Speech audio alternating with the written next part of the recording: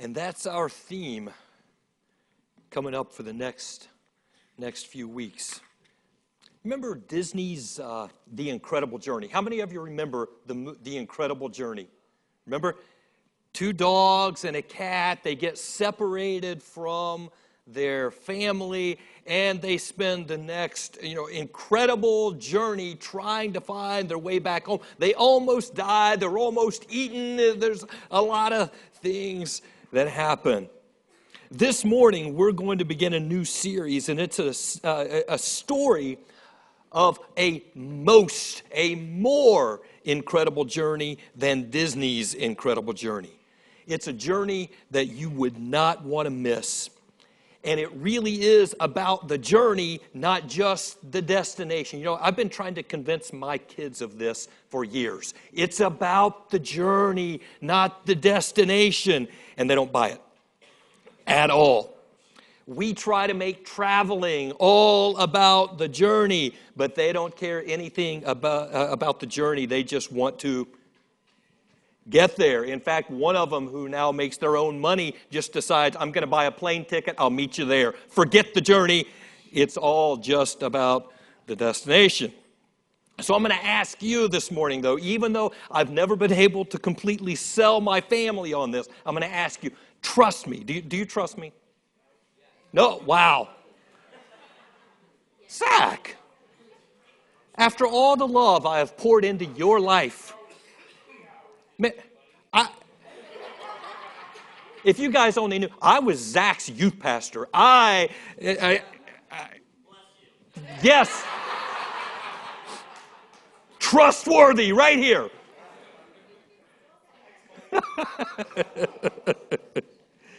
The journey is as good as the destination.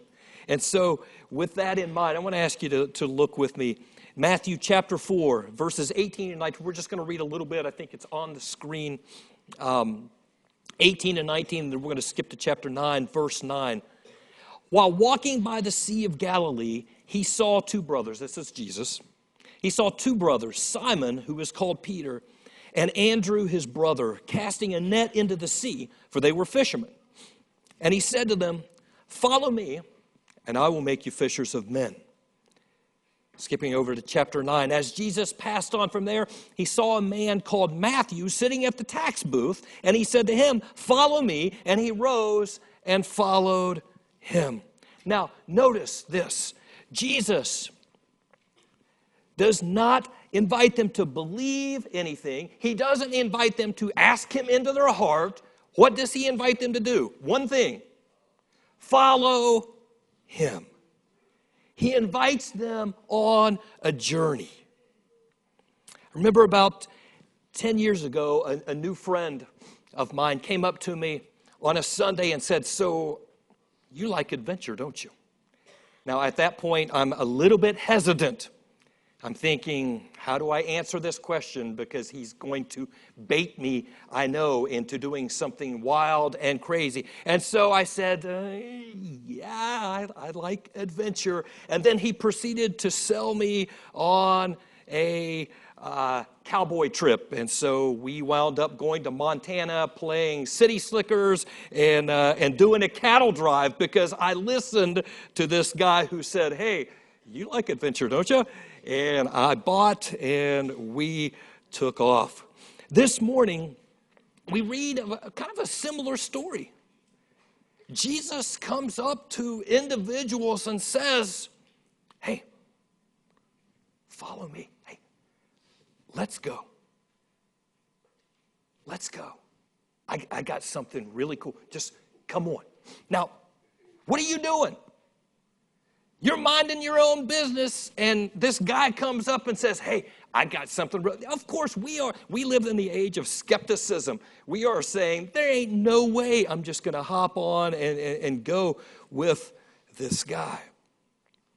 So this morning, as we read of Jesus making this offer to several individuals, the question we're going to ask throughout this series is this, that we just saw in the video: who's your one? Who are you inviting on this most incredible journey to go with you? And so this morning, we're going to look at 5 characteristics of this most incredible journey that we can take in life. It's not about being a Christian. You know, the only time, the term Christian is a label that non-Christians used in a derogatory manner to talk about followers of Jesus later on. And yet it's the term that most of us would use to say, yeah, that's what I am. But notice, Jesus doesn't invite anybody to be a Christian. He invites them to follow him. It's about being a follower or a disciple, which means it's about the journey. 5 things I want us to see this morning. First of all, number 1, the journey is open to the willing, not just the most talented. Verse 18, while walking by the Sea of Galilee, he saw 2 brothers, Simon, who is called Peter, and Andrew, his brother, casting a net into the sea, for they were fishermen. And what's he do? He says, follow me. In chapter 9, verse 9, he's walking by a tax booth. And he says, hey, Matthew, follow me. And Matthew gets up and follows him. These guys are young. These guys might be 20. He might be 17, 18, 20, 22. They're young. They're fishermen. They're uneducated. They're without standing in the community. There's 4 fishermen. When you look at the 12 that become apostles, 4 of them are fishermen. Now, I like those guys. 1 of them is a tax collector. You know what a tax collector is? He's a Jewish sellout. In his community, he's a traitor. He's viewed as siding with the Romans. So we've got 4 fishermen, a tax collector who's a Jewish sellout, and 1 guy whose name we never know. We call him Bartholomew. In Aramaic, it's Bartolomai, which means he's the son of Tolmai. We know his dad's name, but we don't even know this guy's name. 4 fishermen, a Jewish trader, and this unnamed guy. And yet, they are exactly who God chooses to continue what Jesus inaugurates, to follow him on this journey. Now, let me ask you this morning. How many of you say you don't really feel adequate to be a leader in God's church? Raise your hands. Raise your hand. I don't really feel, okay, good, you're in. All right? You're in. Because that's who these guys were. You know, in 1899, a man named Edward Harriman, anybody ever heard of Edward Harriman? No, I was assuming no one in this crowd would know who this guy is. Unless you're somebody weird like me that reads books that nobody else reads, you wouldn't know who Edward Harriman is. He recruited a team of elite scientists and writers. These were the world elite scientists of his time. And he builds a boat in 1899 and takes this entire ship of the leading scholars and writers and analysts of his day, and they travel to Alaska to explore and study and write about the flora, the fauna, the wildlife, the glaciers, all of the unknown mysteries that was Alaska. None of us have ever heard of this guy. And yet he gathered the elite, leading, influential people of his day for a journey that would be groundbreaking, for research that would come back and produce volumes of books. And yet none of us have ever heard of this man or his journey. But 12 ordinary guys from the Middle East who had the courage to follow Jesus when Jesus said, hey, let's go. We still read about and we still talk about to this day, over 2,000 years later. Isn't that incredible? The journey is open to the willing, not just the most talented. Number 2, the journey promises more than a living. Simon and Andrew, James and John, and Matthew gave up making a living. They were working their nets. Matthew was working his tax booth. It was their source of income. It was their livelihood. It's what they knew. Why?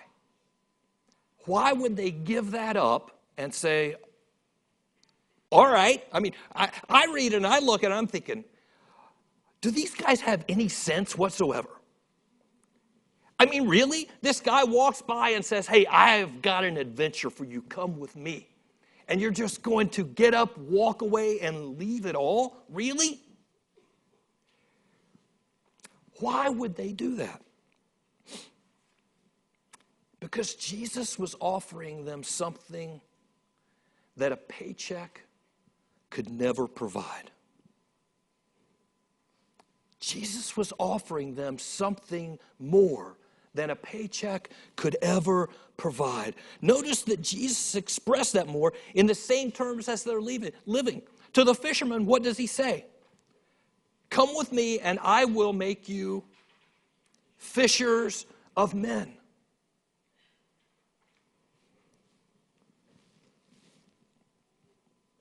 In chapter 9, Matthew gathers his entourage of tax collectors, and they have a little party as well. Jesus uses more than a paycheck. But he takes their employment experience and he gives them a life with purpose beyond the paycheck. But notice, he uses their frame of reference and everything that they understand. You know, kind of keeping with our Alaska, since we're talking about a journey, you know, I'm thinking about, but wow, Alaska this morning in 1897, 2 years before the Harriman expedition goes to explore Alaska, something else was happening on the border of Alaska and Canada. Anybody know what it was? The Klondike Gold Rush. You guys need to brush up on your history a little bit here. Come on. The Klondike Gold Rush was going on. Thousands upon thousands of people were leaving their homes in the United States to go up to, and they would go to Alaska. Alaska was the jumping off point where they would have to cross the Chilkoot Pass, which was almost 4,000 feet in elevation. It was roughly 30 miles over packed ice trail, over a giant mountain. This is just to get to the Canadian border. Once they got across the border and over the other side of the mountain, they had a 550 river mile journey on the Yukon River just to get to the gold fields. Now, when they got to the Canadian border, there were Mounties, police, who basically said, we don't want to be responsible for all of you idiots, so here's the deal. We're not going to haul your carcasses out when you die. So before we will let you in, before you can cross the border, we have to see that you have 1 year's supply of rations and materials. We need to know that you can live for a year on what you're packing in. So roughly 2,000 pounds was a minimum. So these people are carrying for 30 miles over a mountain and a 550 river mile trip with over a ton of material, and all they can do is carry it themselves. All for what? All for the hope of striking it rich. All for the hope that they might find gold. In the end, only a few even got it. Many died. But Jesus promises more than a living. These people were willing to risk everything they had just for the hope of striking it rich. And yet Jesus says, follow me. And 5 of them that we read about get up and leave the whole idea of striking it rich behind so that they can follow Jesus. Number 3, the journey is always with Jesus, not on our own. Notice that first and foremost, they are invited to be with Jesus. Verse 19, and he said to them, follow me, and I will make you fishers of men. Follow me, come be with me. In Mark's Gospel, chapter 3, when Jesus calls the 12, the first thing he says is he calls them not to do anything. Before they ever do anything, it says he called them to be with him. To be with Jesus. This is what it means to be a disciple. To be a disciple means to be with. A disciple is a learner. You're learning a trade. You're learning a way of life. I don't know about you, but when I read the ways of Jesus, when I read the life of Jesus, and then I kind of look back at my life, I don't exactly value all the time the same things Jesus values. And so it takes time of being with him to learn what he values. Do you have people that you enjoy just being with? How many of you have people that you like to be with them? Why do you like to be with them? Generally, you like to be with people who what? Who pay attention to you, who value you, who communicate in a way to you that you matter. Maybe they listen to you. You feel cared for when you are in their presence. And so you like to be with these people. In fact, you could pretty much say the opposite. If you don't feel cared for, valued, respected, or that another person wants to listen to you, what do you normally do? You don't want to be around them, do you? But we are naturally attracted to people who value us in that way. But here's the reality. You know, our culture, and I'm saddened and sorry to say this, but often even in the church, unfortunately, our culture values people for what they produce. Our culture values people who can do something for us, who can make us look good, who can produce. We value what people can do for us. But notice this. God values the person first. And what they do is subordinate to. God values you first and foremost. What you do is subordinate to. What you do flows out of who God makes you. Jesus offers his presence and availability to them long before he ever asks anything from them. Jesus makes sure that they understand, I have called you, I have chosen you, I want you to be with me, before he ever has them do anything. The journey is always with Jesus, not just on our own. Number 4, the journey requires leaving some things behind. Look in verses 20 through 22. Mark chapter 4. Immediately they left their nets and followed him. And going on from there, he saw 2 other brothers, James the son of Zebedee and John his brother, in the boat with Zebedee their father, mending their nets. And he called them. Immediately they left the boat and their father and followed him. Now, here's the deal. When you travel, you can't take the whole house with you, right? Now, I know some people, okay, I got to be real careful here. Some people think they can. I know when I'm packing the car and we're getting ready to travel, and I tell my family, bring your stuff to me. Our trip always gets off to a nice start. Because I must confess, the first words out of my mouth is, where do you really think all this stuff is going to go? Do you really think we're going to pack up all of this stuff? It's somehow going to fit in our car and we're going to travel. You've got to be kidding me. It's how our trips get started. How about the rest of you? They get better, right? Once everybody goes through their stuff and has to decide, okay, we're not going to take this. Some people in ultralight backpacking basically say this.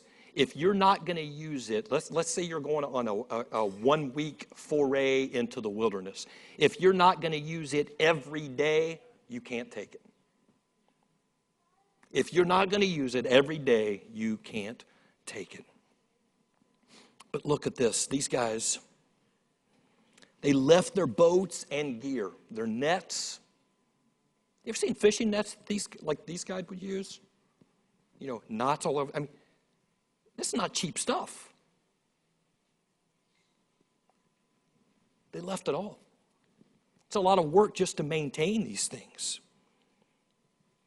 They left their boats and gear. I heard a story the other day. A couple guys pulled up to a hotel. They were going to a bass fishing tournament down south somewhere. They pulled up to a hotel to get a room. They went in the lobby of the hotel.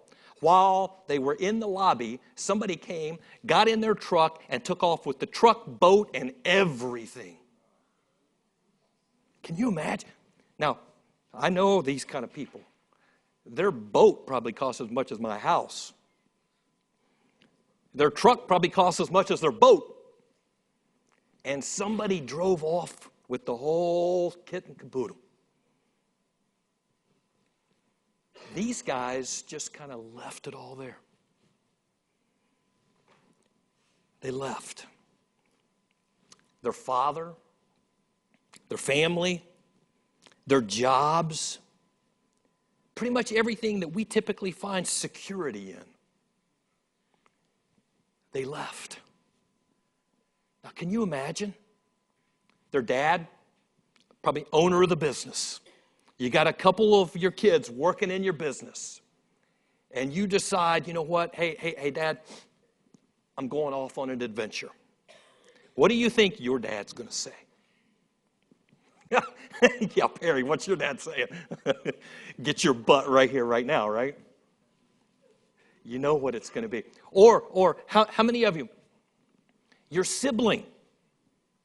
You've got siblings. Your siblings decide that, you know what, they want to be of the adventurous sort. And they take off and leave all of the responsibility to you. Yeah. Can you imagine the thoughts and feelings that everybody's going through here? Why? Why would they risk all of that? Evidently, they believed that Jesus was offering something better than they could imagine or that they currently had. Evidently, they deemed following Jesus was worth losing all of that. Number 5. The journey becomes most incredible. The journey becomes most incredible when you take someone with you. The journey becomes most incredible when you take someone with you. Verse 4:19. And he said to them, follow me, and what? I will make you fishers of men. I'm going to help you catch souls, lives that have a value far beyond a fish. Over in chapter 9, verses 10 through 13, we read this. And as Jesus has called Matthew. He went by the tax booth. Now, nobody liked tax collectors. Nobody likes tax collectors now, but nobody really liked tax collectors back then because they were traitors. They were Jewish traitors in most people's eyes. And Matthew gets up and becomes a follower of Jesus. And then we read this in verse 10. And as Jesus reclined at table in the house, behold, many tax collectors and sinners came and were reclining with Jesus and his disciples. And when the Pharisees saw this, they said to his disciples, why does your teacher eat with tax collectors and sinners? But when he heard it, he said, those who are well have no need of a physician, but those who are sick. Go and learn what this means. I desire mercy and not sacrifice. For I came not to call the righteous, but sinners.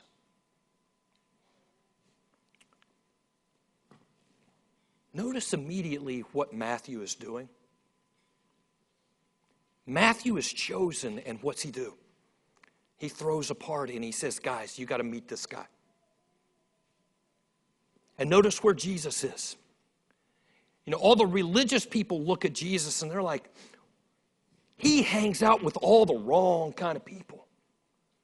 I mean, if Jesus were truly a righteous man, he'd be hanging out with us because we've got it right. Jesus ought to be hanging out with us. We're the righteous. We're the good people. But notice where Jesus is. Jesus is hanging out with people that most of the good people look down on. Other tax collectors, other traitors, and sinners. Basically, everybody who doesn't fit their category of what they thought a good God follower ought to look like. But notice that's exactly who Jesus is with and where he spends his time.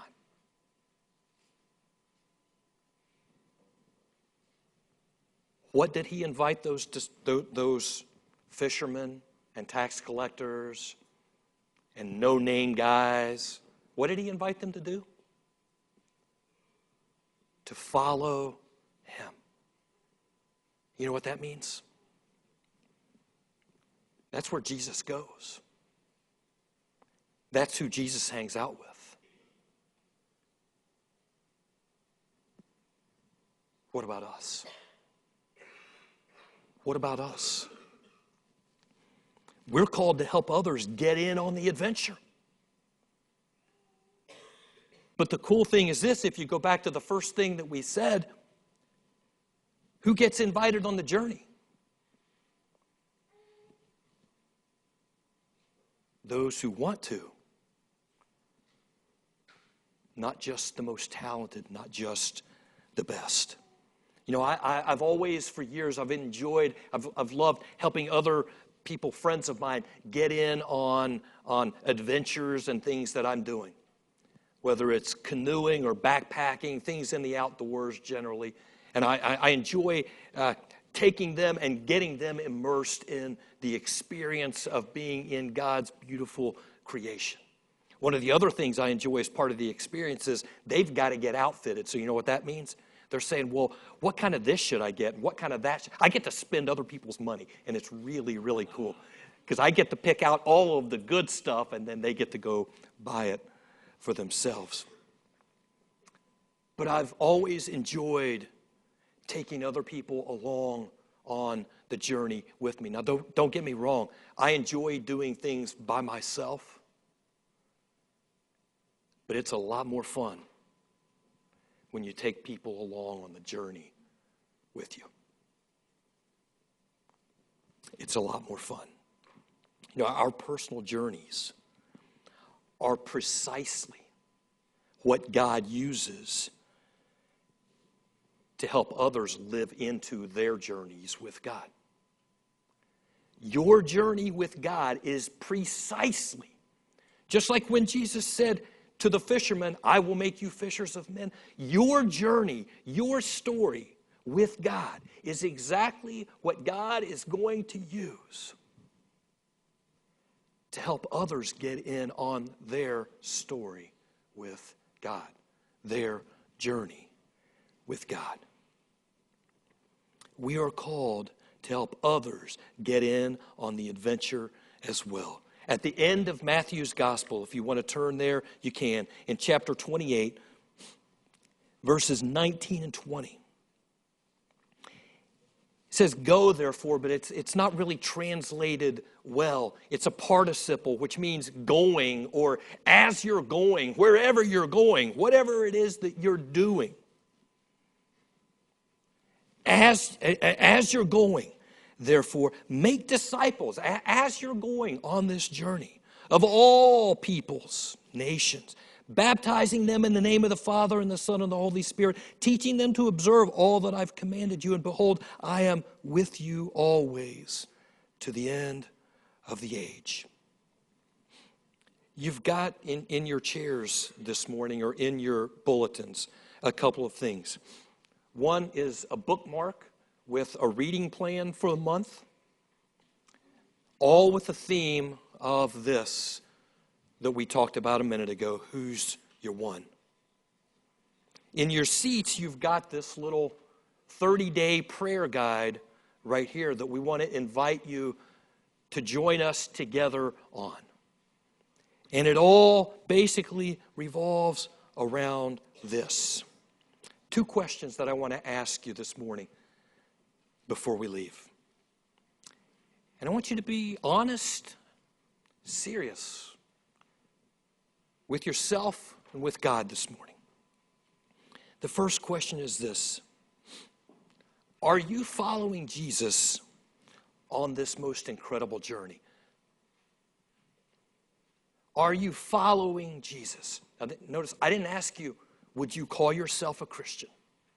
I didn't ask you, 20 years ago, did you pray a prayer and ask Jesus into your heart? I'm not asking any of those kind of questions. I'm asking you one simple question. Are you following Jesus? Because oddly enough, when I read the Gospels, that's kind of what Jesus always seems to be concerned about. He doesn't seem to be concerned about, did you pray a prayer back when? Did you join the church back when? It's, are you following? It's not about, did you acknowledge something or believe something way back when? He invites us to follow. He invites us to be with him. And the second question I want you to ask is this: who's on the journey with you? Who's on the journey with you? Who's your one? Because the reality is this: Jesus goes places and associates with people that are not yet connected with him. And so if we're following Jesus, guess what? So will we. We will be going to those places where Jesus would go. And Jesus would go to those places where people do not all know him. Why? Because of what we read. I desire mercy, not sacrifice. I desire for people to realize that I am a merciful God. not just to go play religious games. I want people to know who I am and connect with me. And if we follow him, we'll do the same.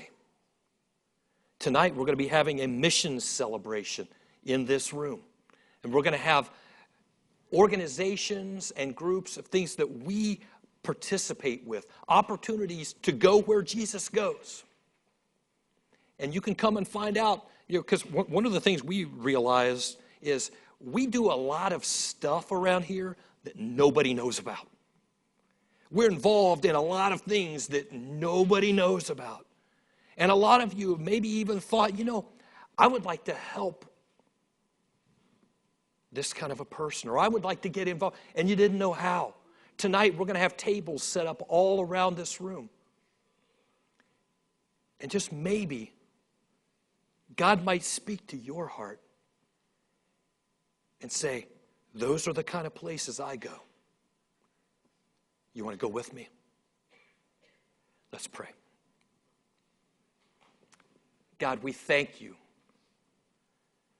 that you go to those places, that you went to the deep, dark place of our hearts at some point in our lives. You met us where we were.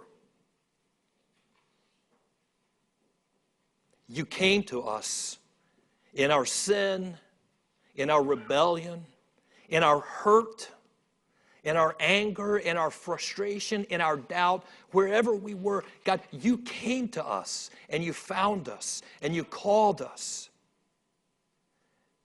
God, we thank you for that. So help us to follow you into those same places. We worship you. We follow you. Through Christ we pray. Amen.